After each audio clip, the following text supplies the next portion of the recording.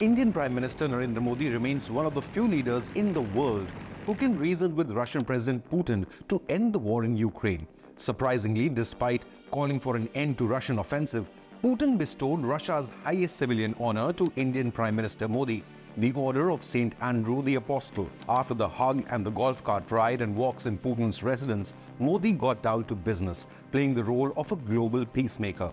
However, on Chinese social media, there was unrest questioning why the West ignores India's close ties with Russia while criticizing China for the same. Some even called Modi a master strategist, while CCP mouthpiece Global Times was just happy to mock the USA and the West for failing to contain Putin and attempting to sow discord among China, India and Russia.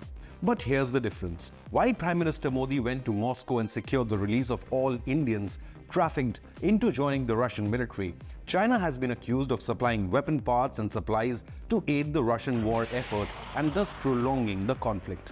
This while even as NATO continues to pump arms worth billions of dollars into Ukraine to cripple Russia. It seems the only leader actually taking steps for peace and contain the conflict has been Indian Prime Minister Modi. In Moscow, Modi again reminded Putin that peace can only be found through talks and not on the battlefield. Ukraine के विषय में हम दोनों अपने अपने विचार खुले मन से विस्तार से हम उसकी चर्चा कर पाए. On his arrival in Moscow, Modi had embraced Putin in a bear hug. The visuals rattled Ukrainian President Zelensky. A day earlier, a missile strike had devastated a children's hospital in Kyiv, and Zelensky was quick to criticize a world leader like Modi hugging Putin. Posting on X, Zelensky stated, quote, "It is a huge disappointment and a devastating blow to peace efforts to see the leader of the world's largest democracy hugging the world's most bloody criminal in Moscow on such a day," unquote. This even as Kremlin stated that Children's Hospital was struck by Ukraine's own anti-air defense missile. Indian Prime Minister mourned the loss of lives since the start of the war. मासूम बच्चों को मरते हुए देखते हैं, तब हृदय छलनी हो जाता है. Modi added, quote, "Whether it is war, conflicts, terror attacks, every person who believes in humanity is deeply affected when there is loss of life. But even that, when innocent children are killed, when we see innocent children dying, then the heart is pierced and that pain is very horrible," unquote. However, Modi also reiterated that Russia has been India's trusted friend and, quote, "India's partner in happiness and sorrow." Modi's visit to Moscow also comes at the same time NATO leaders are meeting in the United States and will likely agree to a multi-billion-dollar weapons and aid package for Kyiv. At the same time, the White House has been courting closer ties with India as a counterbalance to an expansionist China in the Indo-Pacific. India and US defense and trade ties are booming to include Apache helicopters, fighter jet engines, armored vehicles and even armed drones. This despite India's friendship with Russia and Moscow being India's biggest defense supplier. White House urged Modi to discuss a peace plan with Putin that respects Ukraine territorial sovereignty according to the UN Charter. India is a strategic partner with whom we engage in full and frank dialogue, and that includes on our concerns about the relationship with Russia. Indian Prime Minister Modi was given a ceremonial welcome in Moscow and welcomed by the Deputy Prime Minister, the highest authority after Putin. On the other hand, India's relations with Ukraine have seen their ups and downs. While Russia organized a cultural function in Indian Prime Minister Modi's honor, a few months ago, Ukraine had caused anger across India after an official Ukraine government account disrespected Indian goddess Kali, hurting the sentiments of millions of Hindus, causing uproar across India, as well as accusations of Hindu phobia. Still, India has time and again advocated peace, ever since the launch of Russia's special military operation. On one hand, constantly reminding Putin that this is not the era for war. On the other hand, India's discounted oil imports from Russia have reached record levels, helping Russia to survive Western sanctions but also saving Indian economy from inflation while fueling India's rapid economic growth as Bharat remains on course to become the world's third biggest global economy before 2030. In Moscow, Modi made what can be seen as India's most direct appeal to end the Ukraine war, which has been going on for 2 years now with little change on the ground. In Moscow, Prime Minister Modi did what no Western leader could even dare to attempt. Face to face with Putin, Modi urged Russian President to return to the path of dialogue and diplomacy and reiterated that there is no solution on the battlefield.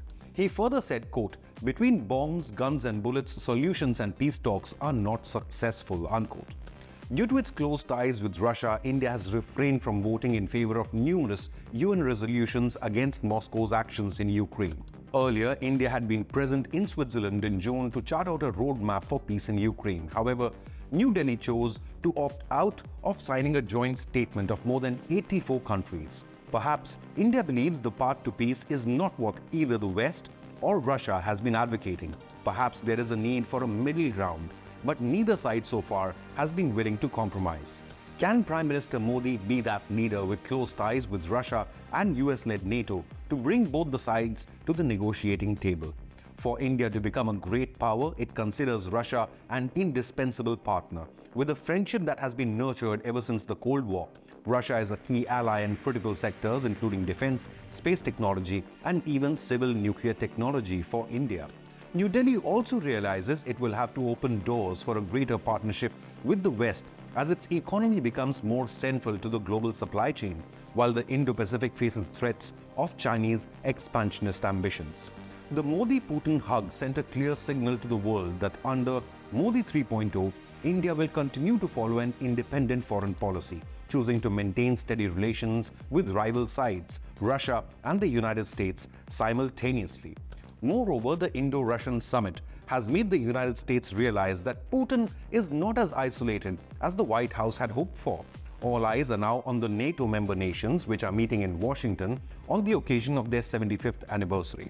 The three-day global geostrategic gathering will mainly focus on ways to reassure Ukraine of NATO's financial aid, with member nations expected to vow to pour in arms and ammunition into Ukraine as Russia presses its advantage on the battlefield. So what is the situation on the ground in Ukraine after more than 2 years of war? Only a few hours before Modi reached Moscow, Russian missiles wreaked havoc in Ukraine, killing more than 40 people and injuring over 120. Ukrainian President Volodymyr Zelensky vowed to deliver a powerful response to Russian aggression. And in retaliation, Ukraine reportedly launched drone attacks inside Russia. However, little has changed on the front line ever since Russia won the Battle of Bakhmut and went on to capture Avdiivka. There is largely a stalemate, but with large amounts of weapons en route to the front line, this war seems far from over. The big question remains, is Indian Prime Minister Modi one of the few leaders in the world capable of fostering peace negotiations between Russia and NATO? Leave a comment, hit the like button and subscribe to Inconnect News.